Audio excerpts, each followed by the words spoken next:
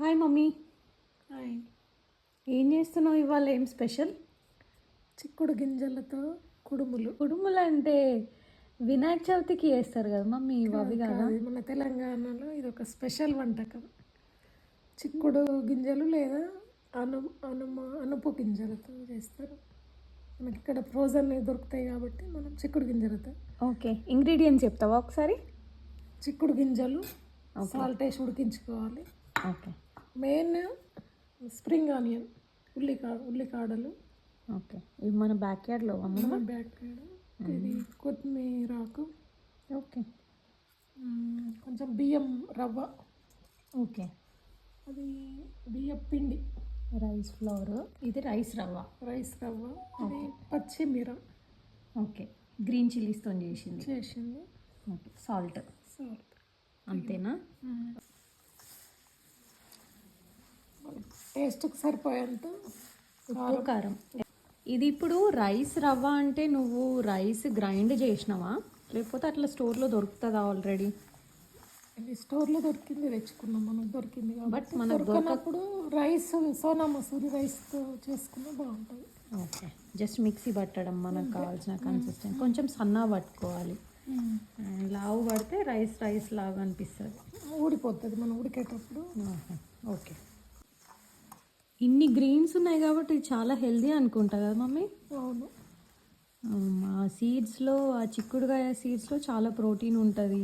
Plus ఉల్లాకు and coriander, greens, herbs very good for you.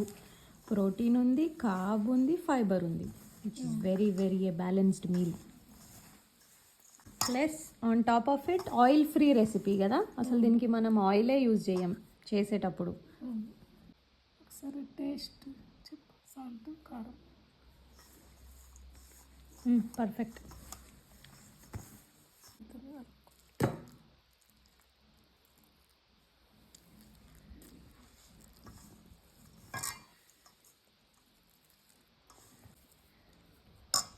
So మరీ మెత్తగా కలుపుకోకుండా ఇట్లా డ్రైగా కలుపుకోవాలా?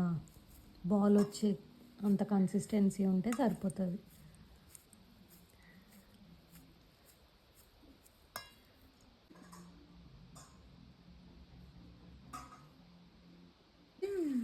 మనం ఇడ్లీ ఒక బౌల్లో ఇడ్లీ ప్లేట్ ఓకే పెట్టుకొని దాంట్లో డైరెక్ట్గా వాటర్లో వేయకుండా ఆవిరి కుర్మీలు ఉన్నట్టు ఆవిరితో ఉడుకుతాయి. ఓకే, అసలు మనం ఎక్కడ ఆయిలే యూజ్ చేయలేదు. అన్నీ ఒక్కసారి వేయద్దు, ఒకదానికి ఒకటి అతుక్కుంటాయి. ఇవి వేసినాక ఒక 5 minutesకి ఇవి కొంచెం బాయిల్డ్ అయిన తర్వాత నెక్స్ట్ స్టెప్ మళ్ళీ వేయాలి. ఇప్పుడు అవి పెట్టినాక ఒక 5 minutesకి ఇవి స్టెప్ వేసుకోవాలి. ఒకసారి మెజర్మెంట్స్ చెప్తావా?